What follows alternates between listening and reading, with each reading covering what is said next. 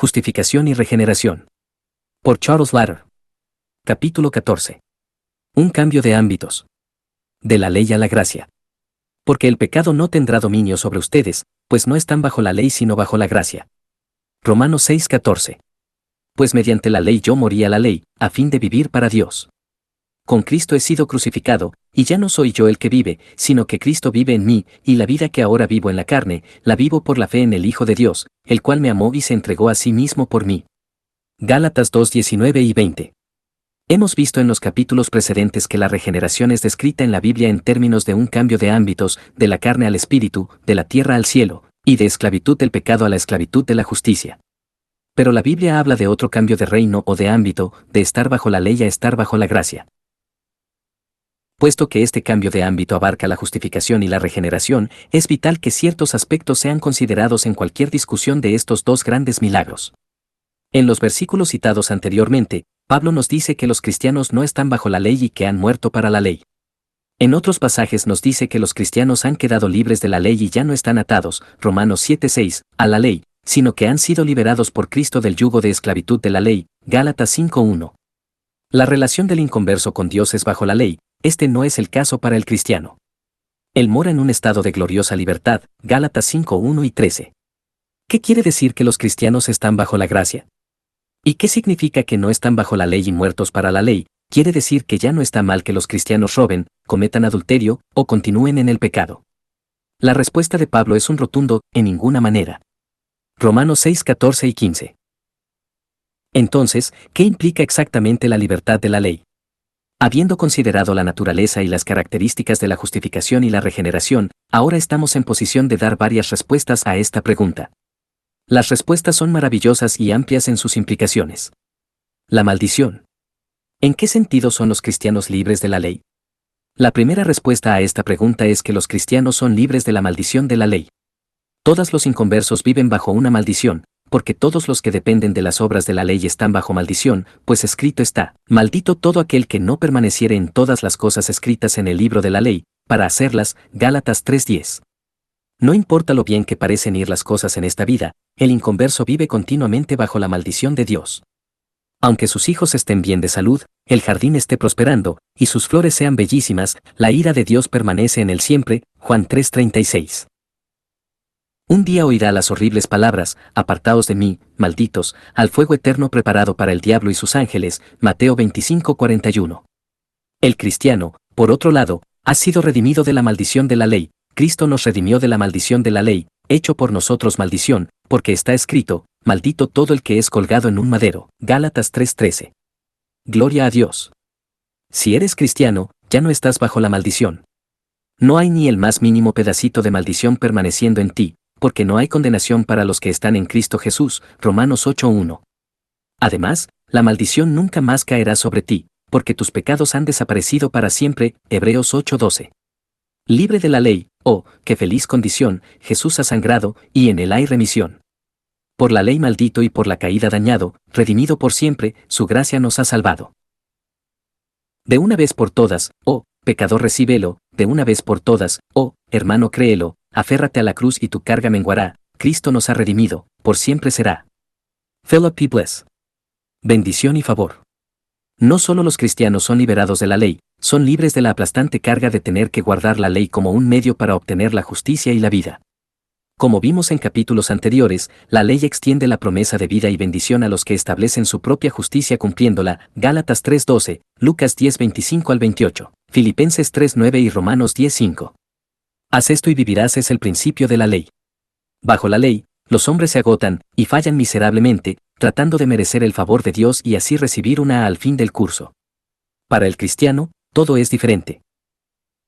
Él ya tiene su A, él ya tiene vida eterna, ya tiene la sonrisa y el favor de Dios, todo por causa de la obra de Cristo a su favor. Dios se deleita en él y se regocija en él como un novio en su novia, y como el gozo del esposo con la esposa, así se gozará contigo el Dios tuyo, Isaías 62:5. En aquel tiempo se dirá a Jerusalén, no temas, Sión, no se debiliten tus manos.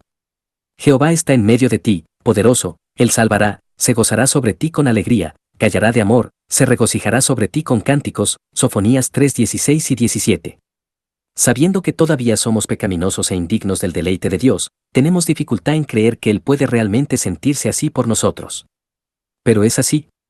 Él no solo nos ama, Él nos ama mucho más allá de nuestra habilidad de entender, su amor excede a todo conocimiento. Efesios 3:19. El cristiano está libre de la ley como un requisito para obtener vida eterna. Cristo no solo lo ha redimido de la maldición de la ley, Él también ha obtenido para el cristiano todas las bendiciones de vida y justicia. Cristo nos redimió de la maldición de la ley, para que en Cristo Jesús la bendición de Abraham alcanzase a los gentiles, a fin de que por la fe recibiésemos la promesa del Espíritu, Gálatas 3:13 y 14. Esto significa que en vez de vivir bajo la maldición, el cristiano ahora vive bajo la bendición perpetua de Dios. Aunque sus hijos se enfermen, su jardín se arruine por una sequía, y las flores se marchiten, él vive continuamente bajo la sonrisa de Dios. Este estado de bendición fluye de su justificación, y la Escritura, previendo que Dios había de justificar por la fe a los gentiles, dio de antemano la buena nueva a Abraham, diciendo, «En ti serán benditas todas las naciones». De modo que los que son de fe son bendecidos con el creyente Abraham, Gálatas 3:8 y 9. Como también David habla de la bienaventuranza del hombre a quien Dios atribuye justicia sin obras, diciendo, «Bienaventurados aquellos cuyas iniquidades son perdonadas y cuyos pecados son cubiertos». Bienaventurado el varón a quien el Señor no inculpa de pecado, Romanos 4:6 al 8. Es infinitamente mejor derrochar su vida en la celda de una prisión con la bendición de Dios, que vivir en un palacio bajo su maldición. Entonces el rey dirá a los de su derecha, «Venid, benditos de mi Padre, heredad el reino preparado para vosotros desde la fundación del mundo», Mateo 25:34. ¿Eres cristiano? Entonces la bendición de Dios descansa sobre ti en formas tan maravillosas que son difíciles de imaginarse. Antes bien, como está escrito, cosas que ojo no vio ni oído oyó ni han subido al corazón del hombre, son las que Dios ha preparado para los que lo aman, 1 Corintios 2:9. Ciertamente, el bien y la misericordia me seguirán todos los días de mi vida, y en la casa de Jehová moraré por largos días, Salmo 23:6. Reglas externas. Como vimos en las secciones previas, algunos aspectos de la libertad de la ley que tiene el cristiano tienen que ver con la justificación. Él es libre de la maldición de la ley, y libre de la ley como un medio para alcanzar la vida eterna. Pero otro aspecto de la libertad del cristiano de la ley es un resultado directo de la regeneración. El cristiano es libre de la ley como una regla externa que contradice su verdadera naturaleza y deseos. Esta libertad viene a él por el milagro de un nuevo corazón. Para comprender lo que esto significa, necesitamos solo considerar la condición de todo inconverso. La ley se impone sobre él desde afuera y contradice sus verdaderos deseos, manteniéndolo en un estado de continua cautividad y frustración. Le prohíbe las cosas que él ama y le manda hacer las que odia. Cuando estira la mano para robar, la ley dice, no robarás. Cuando mira a una mujer con deseo, la ley le dice, no cometerás adulterio. La condición del hombre inconverso es así resumida en un cartelito popular de los parachoques: todo lo que me gusta es ilegal, o inmoral o engorda. La ley obliga y refrena al hombre no regenerado con miedo y amenazas, y él la odia, por cuanto los designios de la carne son enemistad contra Dios, porque no se sujetan a la ley de Dios, ni tampoco pueden. Romanos 8:7. Todo cristiano ha sido librado de este estado de esclavitud. Para él la ley no es ya una regla externa que contradice a su verdadera naturaleza y deseos. Más bien, la ley es interna, ha sido escrita en su corazón en el milagro de la regeneración, Hebreos 8:10. Él es constreñido por amor, no por la ley, 2 Corintios 5:14. Lo que fluye de lo más profundo de su ser se conforma a la ley y la cumple automáticamente, porque el cumplimiento de la ley es el amor, Romanos 13:10, Gálatas 5:14. Un cristiano, siendo quien es realmente, nunca tendrá que preocuparse por estar en conflicto con la ley de Dios. Pero el fruto del Espíritu es amor, gozo, paz, paciencia, benignidad, bondad, fe, mansedumbre, templanza. Contra tales cosas no hay ley. Gálatas 5:22 y 23. Si sois guiados por el Espíritu, no estáis bajo la ley. Gálatas 5:18. De acuerdo con esta realidad, Pablo dice, la ley no fue dada para el justo, sino para los transgresores y desobedientes, para los impíos y pecadores, para los irreverentes y profanos, para los parricidas y matricidas, para los homicidas, para los fornicarios, para los sodomitas, para los secuestradores, para los mentirosos y perjuros, y para cuanto se oponga a la sana doctrina. 1 de Timoteo 1:8 al 10. El justo no necesita tales restricciones, porque su naturaleza santa lo refrena. Aún los mandamientos y las exhortaciones del Nuevo Testamento son necesarios solo porque los creyentes todavía no han completado el proceso de hacerse quienes son. Puesto que todavía estamos en este cuerpo mortal y sujetos al engaño del pecado, Hebreos 3:13, y las acechanzas del diablo, Efesios 6:11, todavía necesitamos marcadores para ayudarnos a separar lo que es bueno de lo que es malo. Sin embargo, a medida que crecemos en gracia, nuestras mentes son progresivamente renovadas y por el uso tenemos los sentidos ejercitados en el discernimiento del bien y del mal, Hebreos 5:14. De este modo, somos capaces más y más de comprobar cuál sea la buena voluntad de Dios, agradable y perfecta, Romanos 12:2.